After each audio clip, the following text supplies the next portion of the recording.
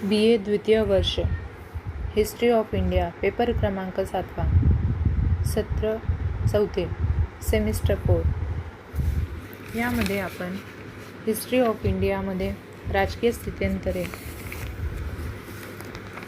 राजकीय स्थित्यंतरामध्ये भारताच्या इतिहासाचा विचार करताना प्राचीन भारताला इतिहासात महत्त्वपूर्ण स्थान होते. प्राचीन भारतातील विशिष्ट राजकीय प्रणाली, राजकीय वारसा यांच्यानंतरच्या विकासावर मोठा परिणाम झालेला दिसतो. आजच्या राजकीय व आर्थिक क्षेत्रातील विविध बाबींची, गोष्टींची, घटनांची पाळेमुळे प्राचीन भारतातील विशिष्ट रचनेशी आपला संदर्भ देतात. कोणत्याही देशाच्या इतिहासात राजकीय स्थित्यंतरास मोठे महत्त्व असते. हे स्थित्यंतर काही अल्प काळात घडून येत नाही, तर त्यासाठी मोठा कालखंड जाऊ द्यावा लागतो. तसेच भारताच्या इतिहासाचा प्रारंभ हडप्पा संस्कृतीपासून मानला जातो. प्राचीन भारताची राजकीय संरचना आणि त्यात होत गेलेली स्थित्यंतरे याचा निश्चित अभ्यास ऋग्वेद कालखंडापासून अभ्यासता येतो. या काळी अनेक टोळी राज्ये अस्तित्वात आली होती. त्यामध्ये 6व्या शतकातील बुद्धिप्रामाण्य आणि तत्त्वचिंतनाच्या युगांनी, त्याचप्रमाणे बौद्ध धर्माच्या तत्त्वज्ञानाने तत्त्वचिंतन व राजकीय पातळीवर बदल घडवून आणले होते. राज्यसत्ता पद्धतीकडून गणराज्य पद्धतीकडे संरचनेचे स्थलांतर झालेले होते. बौद्ध काळातील महाजनपदे आणि गणराज्य यांचा प्रभाव काही शतके राहिला. त्यानंतर मात्र गणराज्य व महाजनपदे यात संघर्ष निर्माण झाला होता. आपल्या जनपदांच्या मर्यादा वाढविण्यासाठी अनेक जनपद नृपतींमध्ये ईर्ष्या निर्माण झाली होती. या राजकीय प्रक्रियेतून मगध परिसरात सत्तेचे ध्रुवीकरण झालेले दिसते. मगध साम्राज्य उदयास आले. मगध नृपती अजातशत्रू यांनी मगध साम्राज्याचा विस्तार केलेला दिसतो. त्यानंतर शिशुनाग घराणे, नंद घराणे यांच्याकडे सत्ता आली. प्राचीन भारतातील एक प्रबळ देशव्यापी सत्ता म्हणून मौर्य साम्राज्य उदयास आले. चंद्रगुप्त मौर्य, सम्राट अशोक यांनी आपापले कालखंड विविध पराक्रमांनी गाजवलेले दिसते. मौर्य कालखंडात मोठे स्थित्यंतर होऊन गणराज्य, टोळीराज्य, जनपदे यांची जागा सार्वभौम प्रभुसत्तेने घेतली. प्राचीन भारताच्या इतिहासात सातवाहन हे एक वैभवशाली साम्राज्य ठरते. मौर्य कालखंडानंतर शुंग, कण्व, नाग, सातवाहन यात आपण आपली एकछत्री अंमलाची समाप्ती, राजकीय स्थित्यंतराचे स्वरूप, शुंग, कण्व यांचे साम्राज्य व वैभवशाली सातवाहन साम्राज्य यांचा विस्ताराने अभ्यास पुढे करणारच आहोत. त्यानंतर मौर्य साम्राज्याचा शेवटचा राजा बृहद्रथ याच्या दरबारात साम्राज्याचा सेनापती म्हणून पुष्यमित्र शुंग हा कार्यरत होता.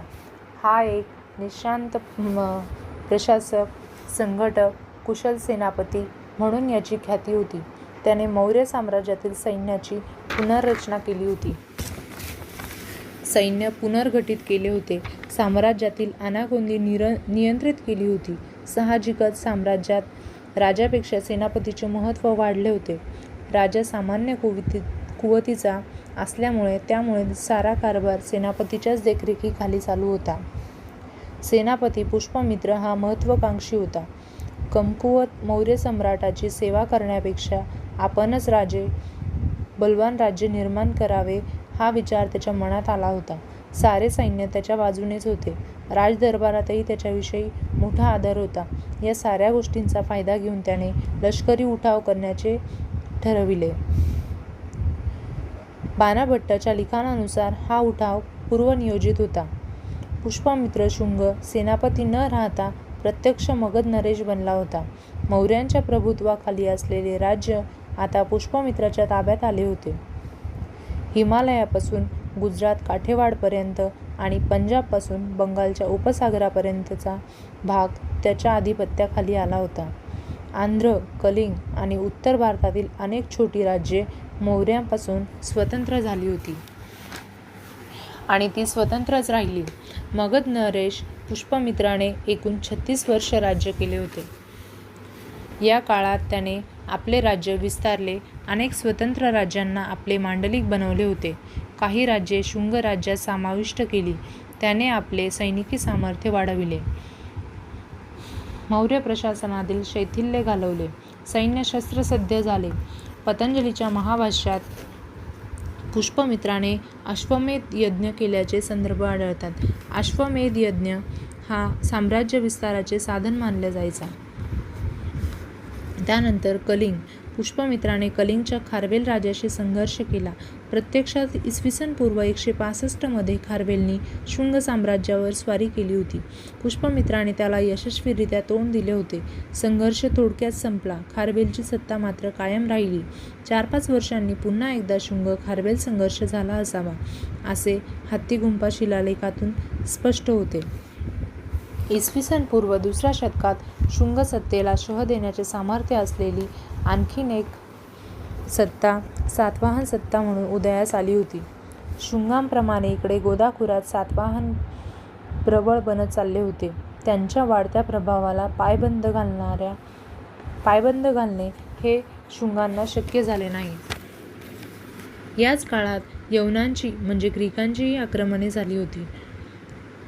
डिमिट्रियसचे सैन्य याच काळात शुंग राज्यावर चालून आले होते. राजा मिनांडर म्हणजेच राजा मिलिंद हा देखील ग्रीक सैनिकांसह भारतात चालून आला होता. तो याच काळात आला. पुष्पमित्राने या आक्रमणाला यशस्वीरित्या तोंड दिले होते. यवनांशी सलोख्याचे संबंध प्रस्थापित झाले. राजा मिलिंद बौद्ध धर्माने प्रभावित झाला. शुंग कालखंडातील बौद्ध धर्माचा प्रभाव सर्वदूर पसरलेला होता.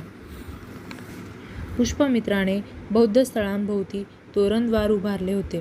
पुष्पमित्र शुंगाने अश्वमेध आणि राजसूय यज्ञही केले. म्हणजेच यज्ञ संस्कृतीचे आणि वैदिक धर्माचे पुनर्जीवन झाले असा एक समज सुरुवातीला रुजला होता. परंतु पुरातत्त्वज्ञांनी जेव्हा भारतातील चैत्यविहार स्तूपांचा आणि तेथील ग्रीक शिलालेखांच्या शिल्पांचा अभ्यास केला तेव्हा हा समज चुकीचा असल्याचे स्पष्ट झाले. भारूड स्तूपाभोवती तोरणद्वार आणि त्यावरील अप्रतिम कलाविष्कार हे शुंग कालखंडाचे योगदान आहे. पुष्पमित्र शुंगानंतर इसवी पूर्व 149 मध्ये अग्निमित्र शुंग राज्यावर आला. अग्निमित्र हा प्राचीन संस्कृत नाटकातील प्रमुख व्यक्तिरेखा राहिलेला आहे, परंतु त्याचे राजकीय कर्तृत्व फारसे ज्ञात नाही. अग्निमित्रानंतर सुजयष्ट शुंग राज्यावर आला. त्यानंतर सत्तेवर आलेला वसुमित्र शुंग हा शुंग राजघराण्याचा उल्लेखनीय राजा होता. पुराणातील वर्णनानुसार एकूण 10 राजे शुंग घराण्यात होऊन गेले होते. त्यामध्ये देवभूती शुंग हा शेवटचा राजा ठरतो.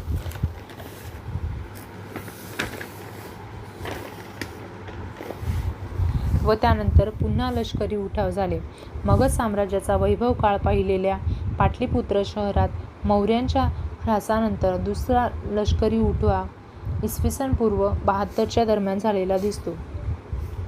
बाणाभट्टाच्या हर्षचरित्रात या लष्करी उठावाची सविस्तर नोंद आहे. त्यानुसार देवभूती शुंगाच्या काळात शुंग सत्ता उलथून टाकण्याचा एक राजकीय कट शिजला होता. या कटाचा सूत्रधार होता शुंग राज्यातला मंत्री वसुदेव कण्व. या कटामध्ये एका दासीलाही समाविष्ट करून घेतले होते. या दासीने राणीचा वेश परिधान करून राजाच्या अंतःपुरात प्रवेश मिळवला आणि राजाचा वध केला. राजाचा मृत्यू होताच वसुदेवाने उठाव घडवून आणला आणि सत्ता काबीज केली. कण्व नावाच्या राजघराण्याची सत्ता मगधमध्ये स्थापन झाली. शुंग नरेश देवभूती याचा वध करून शुंग मंत्री वसुदेव कण्व याने इसवी पूर्व 72 मध्ये मगध परिसरात कण्व राजसत्ता प्रस्थापित केली होती. ही सत्ता मगध राज्याला राजकीय स्थैर्य देऊ शकली नाही, कारण केवळ सत्ता लालसा आणि सत्ता संघर्षातून उदयाला आलेली कण्व सत्ता राजाच्या कमकुवतपणामुळे आणि प्रभावहीनतेमुळे केवळ 45 वर्षे सत्तेवर राहिलेली दिसते. एकूण 4 राजे या 45 वर्षात होऊन गेले. पुराणांमध्ये या 4 राजांची नावे आणि त्यांचा कार्यकाल उल्लेखला आहे. त्यानुसार संस्थापक राजा देवभूती अवघी 9 वर्ष राज्यावर होता. त्यानंतर भूमिपुत्र राज्यावर आला. त्याने 14 वर्ष राज्य केले.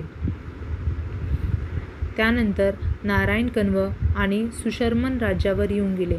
नारायणाची 12 वर्ष आणि सुशर्मन कण्वची 10 वर्ष अशी 22 वर्ष सत्ता त्यापुढे टिकली. कण्व सत्ता कधीच स्थिरावली नाही.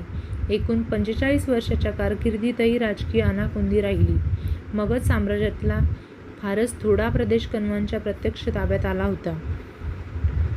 यवन क्षत्रपांचा प्रभाव वाढतच राहिला. त्यांना पायबंद घालण्याचे सामर्थ्य हे कण्वांमध्ये नव्हते. इतरही छोट्या मोठ्या सत्ताही प्रभावित होत्या. मगधातील कण्व सत्ता कमकुवत होती. इसवी पूर्व 28 पर्यंत ती कशी तरी टिकली. त्यानंतर मगध राज्य अगदी प्रभावहीन बनले होते. उरला प्रभावही त्यांचा संपला होता. राजकीय अनाकोंदीत मगधाचा इतिहास लोप पावला होता. त्यानंतर राजकीय स्थित्यंतराचे स्वरूप. त्यामध्ये मौर्य साम्राज्याच्या ऱ्हासानंतर मगध परिसरातील केंद्रीय प्रभुसत्ता कमकुवत झाली.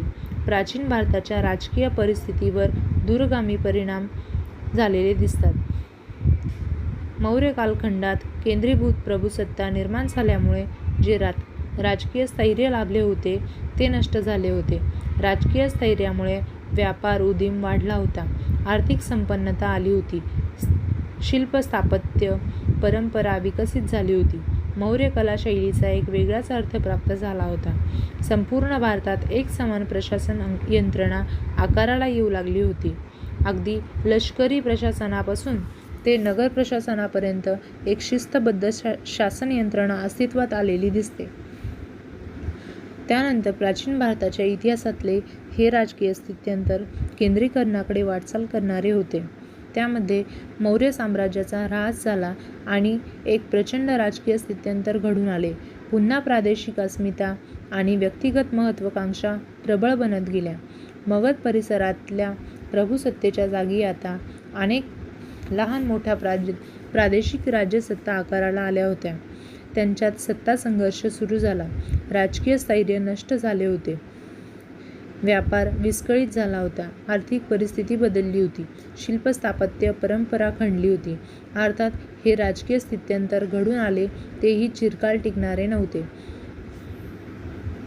उषकाल होता होता काळरात्र झाली या उक्तीप्रमाणे काळरात्री झाली हे खरे असले तरी या काळरात्रीतून उद्याचा उषकाल होणार असतो हेही वास्तव्य नाकारण्यासारखे नसते.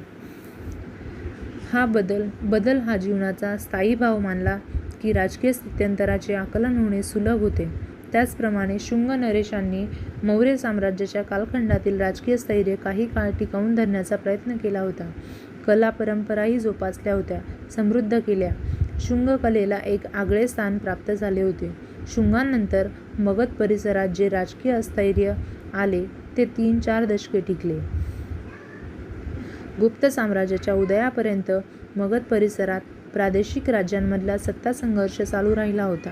राजकीय अस्थैर्य नेहमीच परकीय आक्रमणाला पोषक वातावरण तयार करीत असे. तसेच मगध परिसरातही याच काळात हेच घडले. मध्य आशियातल्या युचीय टोळ्या भारतात शिरल्या होत्या. कुशाण टोळीने आपले राज्यच मगध परिसरात स्थापले. या परकीय सत्तेने भारतीय धर्म आणि परंपरेचा स्वीकार केला. कुशाण सम्राट कनिष्काने बौद्ध धर्म स्वीकारला होता. काही काळ पुन्हा राजकीय स्थैर्य लाभले, पण तेही तात्पुरतेच होते. मौर्योत्तर कालखंडातील लक्षणीय असे राजकीय स्थित्यंतर घडले ते महाराष्ट्र, आंध्र प्रदेशात, सह्याद्री, विंध्याद्रीच्या दऱ्याखोऱ्यात आणि विशेषतः मराठवाडा, तेलंगणातील गोदाखोऱ्यात. मराठवाड्याच्या भूमीत पैठणच्या परिसरात सातवाहनांचे राज्य अस्तित्वात आले होते आणि महाराष्ट्राच्या राजकीय इतिहासाची मुहूर्तवेळ रोवल्या गेली. उत्तर भारतात मगध परिसरात काही काळ स्थिरावलेला प्रभुसत्तेचा आणि साम्राज्याचा केंद्रबिंदू गोदाखोऱ्यात स्थिरावला आणि 400-500 वर्ष टिकणारे एक प्रबळ साम्राज्य उदयास आले. ते साम्राज्य म्हणजे सातवाहन. आपण पुढच्या लेक्चरमध्ये सातवाहन साम्राज्याविषयी सविस्तर माहिती बघूया. धन्यवाद.